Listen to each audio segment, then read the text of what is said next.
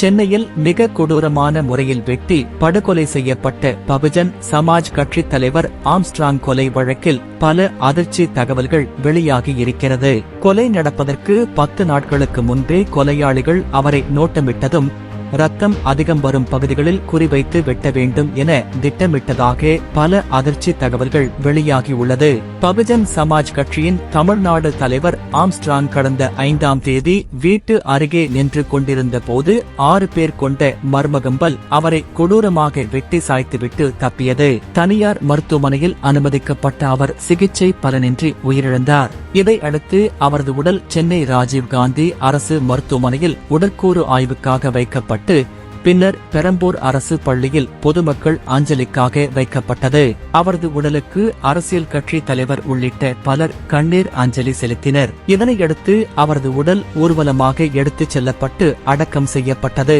இந்நிலையில் இந்த கொலை சம்பவம் தொடர்பாக தனிப்படை அமைத்து போலீசார் விசாரணை நடத்தி வந்த நிலையில் கொலையாளிகளாக சரணடைந்தவர்களிடம் தனித்தனியாக விசாரணை நடத்தி சிறையில் அடைத்தனர். கடந்த சில மாதங்களுக்கு முன்பு சென்னையில் கொலை செய்யப்பட்ட ஆற்காடு சுரேஷின் கொலைக்கு பழிக்கு பழியாக இந்த சம்பவம் அரங்கேறி இருப்பதாக கூறப்பட்டது. கொலைக்கு மூளையாக ஆற்காடு சுரேஷின் தம்பி பாலு செயல்பட்டதாகவும் போலீசார் கூறினர். இதையடுத்து கைது செய்யப்பட்ட அனைவரும் நீதிமன்றத்தில் ஆஜர்படுத்தப்பட்டு சிறையில் அடைக்கப்பட்டனர். இதனிடையே அவர்களிடம் சிபிசிஐடி போலீசார் விசாரணை நடத்தி வருகின்றனர். விசாரணையில் பல அதிர்ச்சி தரும் தகவல்கள் வெளியாகி இருக்கிறது. ஆம்ஸ்ட்ராங் அரசியல் கட்சி தலைவர் என்பதோடு வழக்கறிஞர் என்பதால் எப்போதும் அவரை சுற்றி ஆட்கள் இருப்பார்கள்.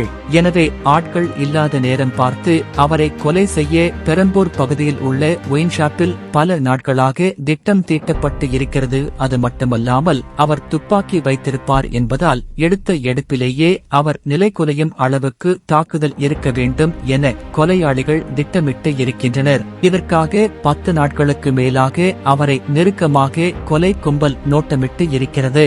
அது மட்டுமல்லாமல் இரத்தம் அதிகமாக வெளியேறும் இரத்த குழாய்களை குறிவைத்து வெட்ட வேண்டும் என்பதற்காக கழுத்து, தொடை, கணுக்கால், நரம்பு ஆகிய பகுதிகளில் வெட்டியுள்ளனர். இந்நிலையில் மேலும் கொலை நடக்கும் இடத்திற்கு 45 நிமிடங்களுக்கு முன்பே வந்த கொலையாளிகள் ஒவ்வொரு அசைவையும் கண்காணித்திருக்கின்றனர். தெருவில் சாதாரணமாக பேசிக் கொண்டிருந்த போது அருகே சென்ற கொலையாளிகளில் ஒரு இளைஞன் ஜெய் பீம் என கூற அவரை அருகில் அழைத்து பேச தொடங்கியிருக்கிறார் ஆம்ஸ்ட்ராங். அப்போது அவர் கழுத்தில் வெட்டியிருக்கிறார். தொடர்ந்து மற்றவர்கள் ஆம்ஸ்ட்ராங்கை சரமாரியாக வெட்டி கொலை செய்துவிட்டு 5 இருசக்கர வாகனங்களில் தப்பிச் சென்றுள்ளனர். இதை அடுத்து அந்த இருசக்கர வாகனங்கள் யாருக்கு சொந்தமானது என விசாரணை நடைபெற்று வருகிறது.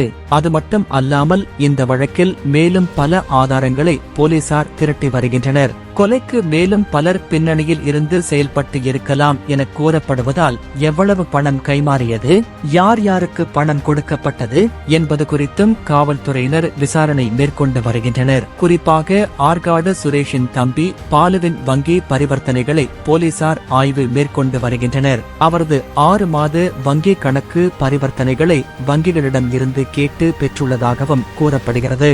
இதனால் இந்த கொலை வழக்கில் மேலும் சிலர் சிக்கலாம் எனவும் கூறப்படுகிறது.